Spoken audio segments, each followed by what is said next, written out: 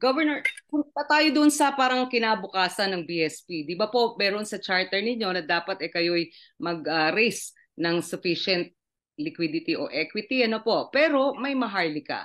Alam ko na ang inyong opinion recently, ayos na sa inyo yung version ng Senado na ipinasa.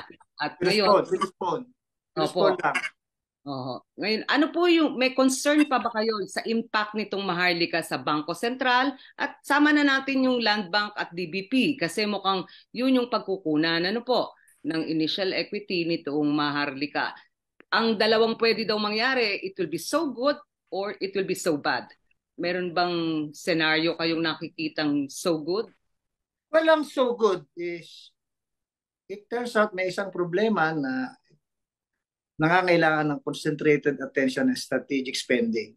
All right. Okay, what can I think about? I think, for instance, I think the transition from coal to renewable. If that fund can play a strategic role in that, malaking tulong. Okay. So, ang view ko kasi is more like Indonesia dapat yung fund. It's attracting investors to key areas. Infrastructure development mainly. Key areas, and whatever that is as defined by government. The other view of the sovereign wealth fund is saan mo ilalagay yung sobrang mong pera? Para kumita. Meron kang oil deposit that will last 30 years. Pero gusto mo naman makinabang ang tao ng 60 years. Therefore, hindi mo gagastusin lahat. Iipunin mo yung kalahati. Paano mo i-manage yun? Ang tingin ko, yung pangalawa is not applied to us. Kasi wala naman tayong surplus funds. Dapat nakafocus doon sa strategic part. So kung magaling ang papatakbo niyan at by the way, hindi ganun kadali maghanap ng tao na malakas ang loob na tatanggapin yon kasi pwede kang you can end up failing eh. Correct. So talagang worth it siya. So at the same time, ang isa pang problema diyan is suppose it works this administration, how do you prevent it from being abused later on, which is what happened sa Malaysia. Hindi naman siya kaagad inabuso pero later on naabuso siya. Ngayon, ang akin namang tingin is there were enough safeguards put in by the Senate. Okay. And the view that it's a strategic fund rather than an asset management fund. Correct. Is also there. So in my view, tapos yung central bank magko-contribute lang hindi siya directly nagko-contribute. Ang nangyayari lang, dividend. Yung dividend na i-declare din naman ng central bank, whether sovereign fund or no fund, mapopospone lang yung kasi ang kalahati ng dividends babalik sa BSP. Correct. Until mahit ang 150 billion peso capitalization. Ngayon, yun naman 150 billion na capitalization, it's not needed right now.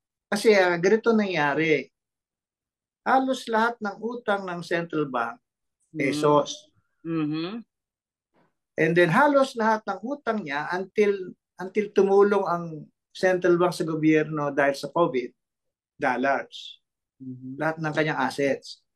So, nanalo ang central bank nung nag-weaken ng peso.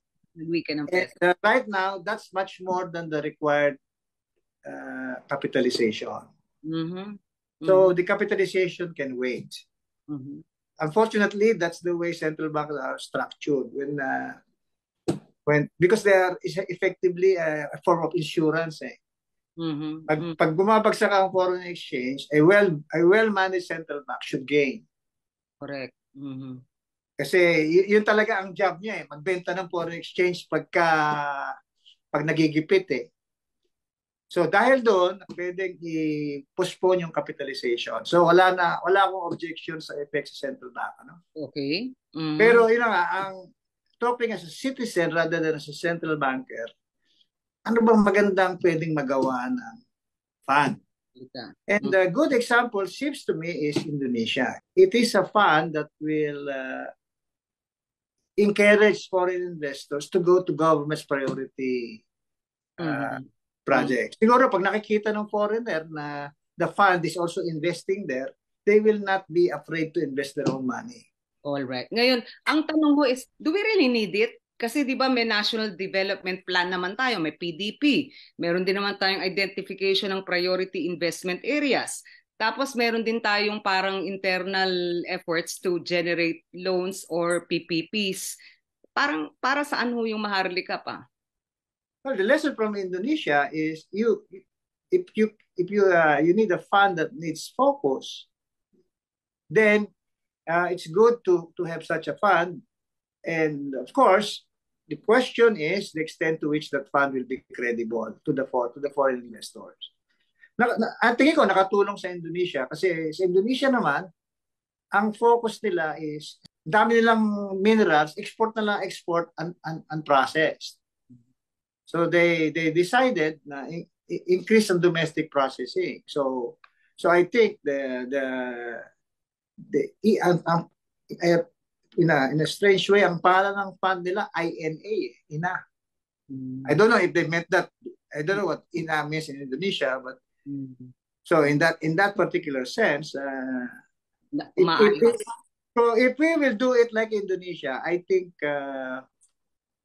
and of course, assuming good governance, it will be a good thing. If your view is it's just an asset management fund, not a strategic fund, then we do not have the excess funds to be managed.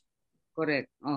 But do you need, let's say, kung magkaroon man ng Maharlika board, at yung admin team, do you really need them when you have already the brightest people in NEDA, in Bangko Sentral, in DTI? I think you need a more focused group than Bangko Sentral, NEDA, and DTI. All right. So, but I guess it's really a question of what are the odds that will happen, no? Correct.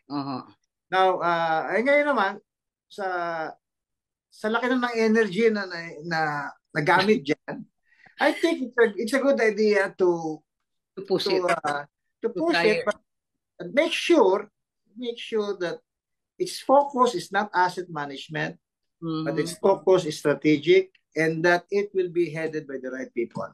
Alright. Pero ang totoo, nag-start siya as sovereign wealth fund, asset management. Medyo kumambyo along the way. Ano po? Ngayon, parang tipong development fund, halos, projects. Tapos energy, yun yung mga minimension na sektor. Pero we really have projects for those sectors already na strategic. Ang point is, should we spend on a team that could be so expensive? And well, it doesn't have to be that expensive, right? Ano? Sabi nila baka mahal. Yeah, well, let's say it's 2% of the assets that, at most 2% of assets that you manage. Correct. Ngayon, kung for instance, if it will actually add further to PPP by if that fund becomes a very good in development of contracts that are easy to bid out. Kasi ang idea kasi sa PPP, ang gobyerno ang nag-solicit eh. Correct. Tapos, ang mahirap doon, paano may bid out kung kulang sa detalya? Ngayon, Governor, ano po yung maipapanukala niyo? Halimbawa, kung kailangan ng remedyo o repair work, itong Maharlika, somewhere along the way, ayan na yung mga problema na nakikitang uusbong o umusbong na. Paano yung remedy? Hindi, ang tingin ko, the law as it was already revised by the Senate has put in you have to give credit also to the senators. They were asking difficult questions. Correct. So I think the law as passed will do. So what we have to watch out for is, can the president use this opportunity to tell really bright people to say, this is your chance to shine. This is your chance to improve the economy. I invite you to come join and manage the fund. And then when we see those names at nakita natin, nandyan si X, nandyan si Y, mukhang serious. So yun sa akin, no, tabantayan ko kung sino mga tinawag ng presidente para magsilbi. By the way, ang aking assessment, yung mga talagang magagaling will be reluctant, will not volunteer themselves. Kaya ang dapat talaga, maghahanap ng presidente at pakikiusap.